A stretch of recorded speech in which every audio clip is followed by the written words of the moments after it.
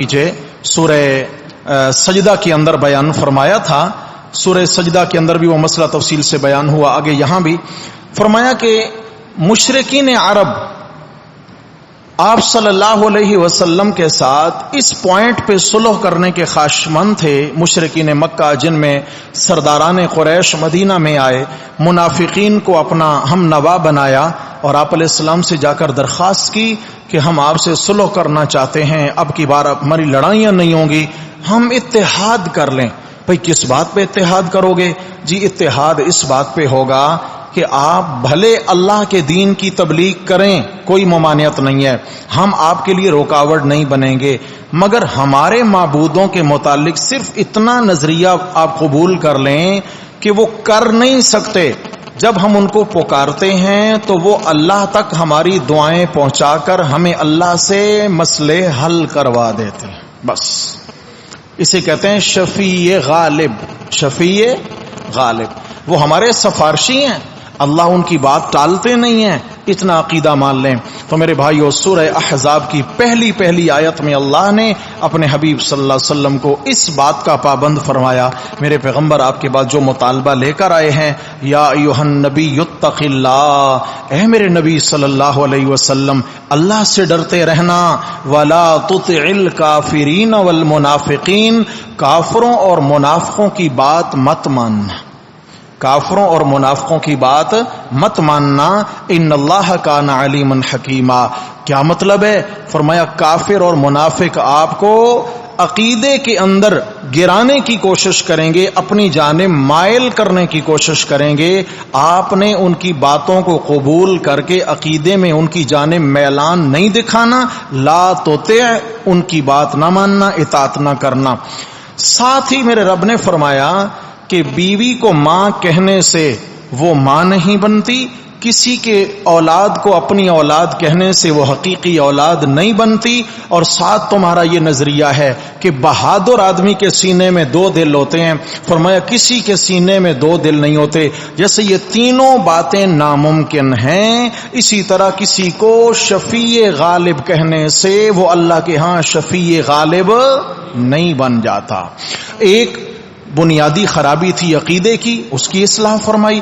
پھر ان کے رسم و رواج تھے, ان کا خاتمہ فرمایا. ساتھ غزوہ خندق کا تفصیلی تذکرہ ہے سورت کے اندر. اور شروع میں یہ بات بھی عرض کی گئی تھی, اللہ نے سورہ احزاب کے اندر 19 احکام بیان فرمائے ہیں. کتنے جی؟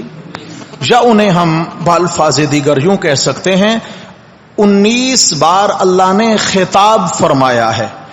8 خطاب رسول اللہ صلی اللہ علیہ وسلم سے ہیں, یعنی 8 احکام کا تعلق نبی علیہ السلام سے ہے. 9 احکام مومنین کے لیے ہیں, 2 احکام ازواج مطہرات کے لیے ہیں. یہ 19 احکام ہو گئے. تو دوستو اس آیت کریمہ کے اندر مومنین کے لیے 6واں حکم بیان ہو رہا ہے. پہلے کتنے حکم ہو گئے؟ 5, اور اب یہ مومنین کے لیے 6واں حکم ہے. بہت اہم مسئلہ, بہت تفصیلی مسئلہ ہے اور معاشرتی مسئلہ بھی ہے. اس کو سیکھنا بھی ضروری, سمجھنا بھی ضروری, چونکہ دین کی بات ہے. فرمایا یا ایھا الذین آمنوا اذا نکحتم المؤمنات, اے ایمان والو جب تم ایمان والی یعنی مسلمان خواتین سے نکاح کر لو, ثم طلقتموہن من قبل ان تمسوہن, پھر ان کو چھونے سے پہلے تم ان کو طلاق دے دو. نکاح ہوا اور رخصتی نہیں ہوئی, باضابطہ میاں بیوی کا تعلق نہیں بنا اور شوہر نے اپنی منکوحہ کو طلاق دے دی. فرمایا پہلا مسئلہ تو یہ ہے فما لکم علیہن من عدت, تو تمہارے لیے یہ جائز نہیں کہ تم ان عورتوں سے عدت کرواؤ. جس عورت کی رخصتی نہیں ہوئی, اسے طلاق ہو گئی, تو اس پر عدت کرنا ضروری ہے ہی نہیں. اس پر عدت, یہ مسئلہ یہاں کیوں بیان فرمایا؟ پیچھے بات چل رہی تھی حضرت زید اور زینب کے نکاح کی. حضرت الوانی رحمہ اللہ نے یہاں ربط بیان فرمایا ہے. پیچھے بات حضرت زید رضی اللہ تعالی عنہ کی طلاق کی بات ہے کہ حضرت زینب کو انہوں نے طلاق دے دی, اور زوجنا کہاں, اللہ فرماتے ہیں ہم نے آپ کا نکاح کروا دیا زینب سے. مفسرین نے لکھا ہے، یعنی جو غالب رائے ہے مفسرین کی وہ یہ ہے کہ حضرت زینب رضی اللہ تعالی عنہا کو جو ہی طلاق ہوئی، طلاق کے فوراً بعد نبی علیہ السلام نے ان سے نکاح کر لیا تھا اور حضرت زینب نے عدت نہیں گزاری تھی۔ توجہ فرمانا بھائی، مفسرین کی ایک جماعت کا یہ کہنا ہے، مفسرین کی دوسری جماعت کا یہ کہنا ہے کہ عدت گزاری تھی۔ دلائل ہیں دونوں طرف، لیکن راجح قول یہی ہے کہ حضرت زینب نے عدت نہیں گزاری تھی۔ حضرت عبداللہ ابن عباس رضی اللہ عنہما کی بھی یہی رائے ہے۔ اس کی وجہ یہ تھی کہ حضرت زید کے ساتھ ان کا نکاح ہو گیا، رخصت ہو کے ان کے گھر تو آئیں، لیکن حضرت زید کے ساتھ انہوں نے تعلق قائم نہیں کیا۔ حضرت زید کے ساتھ وہ ایک کمرے میں رہی نہیں ہیں، بالکل بھی نہیں رہی ہیں۔ حضرت زینب رضی اللہ تعالی عنہ نے حضرت زید کو دل سے قبول ہی نہیں کیا۔ مسئلہ خوب سمجھیے، فقہ حنفی کا یہ مسئلہ ہے کہ اگر مرد عورت کا نکاح ہو جائے اور نکاح ہونے کے بعد، بھلے ہمارے ہاں جیسے یہ رخصتی کا ایک رواج ہے، اصل تو شادی نکاح ہے نا جی، نکاح ہو گیا تو یہی تو شادی ہے، اسلامی شادی تو نکاح ہے۔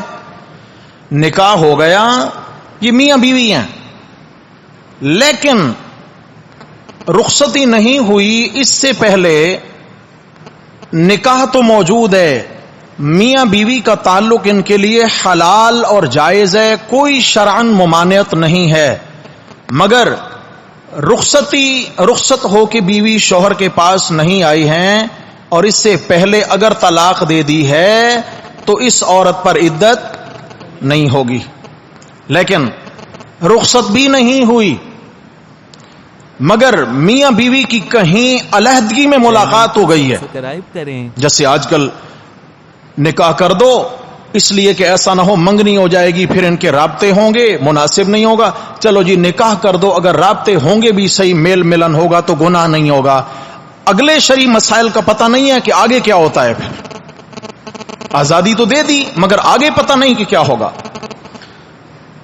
کسی مرد عورت نے نکاح کیا، رخصتی نہیں ہوئی، مگر وہ لڑکا اس کو گھمانے کے لیے لے گیا کہیں کسی خلوت کی جگہ پہ جہاں پہ کوئی رکاوٹ نہیں ہے، انہوں نے اتنا وقت آپس میں اکٹھا خلوت میں گزار لیا الگ کسی جگہ پر کہ جہاں پہ اگر یہ میاں بیوی کا تعلق قائم کرنا چاہتے تو کوئی رکاوٹ نہیں تھی، مگر تعلق قائم نہیں کیا، ایویں بیٹھے رہے، بات چیت ہوتی رہی، مگر اتنا وقت گزر گیا کہ اگر یہ تعلق قائم کرنا چاہتے تو کر سکتے تھے، رکاوٹ نہیں تھی۔ اب شریعت کہتی ہے یہ باضابطہ میاں بیوی بن چکے ہیں، ان پر رخصتی کا حکم لگ چکا ہے، اس عورت پر رخصتی کا حکم لگ چکا ہے۔ اب اگر مرد نے اس کو طلاق دے دی تو اس کو عدت اسی طرح گزارنا پڑے گی جیسے شادی شدہ عورت کو گزارنا پڑتی ہے۔ اس میں کئی سارے مسائل ہیں۔ ایک مسئلہ، حضرت زینب رضی اللہ تعالی عنہا چونکہ حضرت زید کے ساتھ الگ کسی مقام پر اتنا وقت انہوں نے نہیں گزارا تھا خلوت میں، شروع سے ہی ان کے بیچ میں انبن ہو گئی، پہلے دن سے ہی انبن ہو گئی، اتنا وقت نہیں گزارا تھا، تبھی طلاق کے فوراً بعد اللہ پاک فرماتے ہیں فَلَمَّا قَضَى زَيْدٌ مِّنْهَا وَطَرًا، جب حضرت زید نے ان کو طلاق دے دی، زَوَّجْنَاكَهَا، ہم نے آپ کا ان سے نکاح کر دیا۔ قرآن کہہ رہا ہے زَوَّجْنَاكَهَا، ہم نے آپ کا نکاح ان سے کر دیا۔ لیکن پھر اگلا جملہ یاد رکھنا، کچھ مفسرین ایسے ہیں جن کی رائے ہے کہ انہوں نے عدت گزاری تھی، واللہ عالم۔ میں نے دونوں قول آپ کے سامنے رکھ دیے۔ آپ صلی اللہ علیہ وسلم کے پیچھے چونکہ زینب کے نکاح کا مسئلہ تھا، آگے ایمان والوں کو یہ خطاب آ رہا ہے کہ جب تم رخصتی سے پہلے بیوی کو طلاق دے دو، دیکھا لفظ آیا ہے من، فرمایا من قبل ان تمسوہن، بیوی کو چھونے سے پہلے اگر تم نے طلاق دے دی ہے تو اب عدت ہوگی، اب عدت نہیں ہوگی. اور اگر چھو لیا یعنی اتنا وقت اکٹھا گزار لیا کہ کوئی پابندی وہاں نہیں تھی، بھلے میاں بیوی کا تعلق قائم نہیں ہوا، پھر بھی شریعت کہتی ہے کہ تعلق قائم ہو چکا. ان پر حکم لگے گا شادی شدہ ہونے کا. تمام احکامات اس کے بعد شادی شدہ والے ہو جائیں گے. اور احکامات کون سے ہیں؟ سب سے پہلے مہر کا مسئلہ ہے. یہ ایک تو عدت کا مسئلہ ہے کہ اس کے بعد جیسے عموماً یہ ہوتا ہے کہ نکاح ہو گیا، اب لڑکا لڑکی ایک دوسرے کو سمجھ رہے ہیں،